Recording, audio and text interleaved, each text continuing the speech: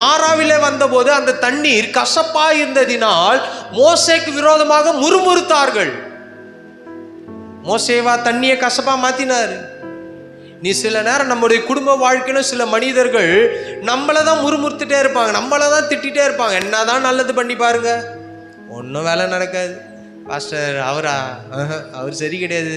அல்லது மற்றவங்க ஏதாவது யாரோ மீது பழி சாட்சி கொண்டே போகிறார்கள், முறுமுறுத்து கொண்டே இருக்கிறார்கள். இஸ்ரவேல் ஜனங்கள் முறுமுறுத்து மோசேக்கு விரோதமாக கல்லடிக்க பார்க்குறான்.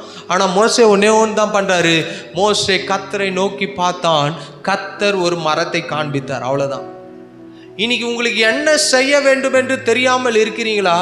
கர்த்தர் உங்களுக்கு ஒரு வழியை காட்டுவார். கர்த்தர் உங்களுக்காக ஒரு பாதை காட்டுவார். மோசே வேற ஏதாவது பண்ணாரா? இன்னைக்கு நம்ம மினரல் வாட்டருக்கு மிஷின்லாம் வாங்குறோம். பியூரிஃபை மிஷின் 18,000 ரூபாய், 10,000 ரூபாய், 8,000 ரூபாய், ஒரு 25 லிட்டர் தண்ணி 30 ரூபா பணம் கொடுத்து வாங்குறோம். அன்னைக்கு ஆண்டவர் அந்த மாறாவின் கசப்பை, அவர் அந்த தண்ணி 30 லட்சம் பேர் தண்ணி குடிக்கணும், அந்த தண்ணி தான் குடிக்கணும், வேற எங்கேயுமே தண்ணீர் இல்லை அவங்களுக்கு.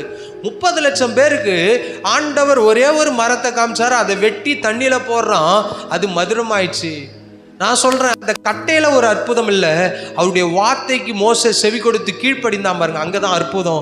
இன்னைக்கு ஆண்டவர் எதிர்பார்க்கிறக்காரு நீங்களும் நானும் அவருடைய சொல்லுக்கு கீழ்ப்படிந்தால் போதும், அவர் அற்புதம் செய்ய போதுமானவராக இருக்கிறார். அந்த மாறாவின் கசப்பை ஆண்டவர் மதுரமாய் மாற்றினார், வேற ஒண்ணுமே பண்ணல பாருங்க, மரத்தை காமிக்கிறார்.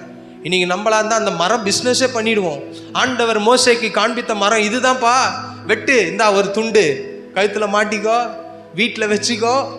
இன்னைக்கு எப்படிலாம் பிஸ்னஸ் ஆகி போச்சு. ஒரு எகிப்துக்கு போய் இஸ்ரேலுக்கு போயிட்டு வந்துட்டா போதும், என்ன புனித தண்ணீர், அது புனித தண்ணீரா யாருக்கு தெரியும்? அதை வாங்கி வீட்டில் வச்சுக்கிறாங்க. எங்கேயாவது ஒரு ஒரு ஒரு கோயிலுக்கு போயிட்டு வந்துட்டா போதும், எங்க வேளாங்கண்ணிக்கு போயிட்டா ஒரு செயின், அது யாருக்கு தான்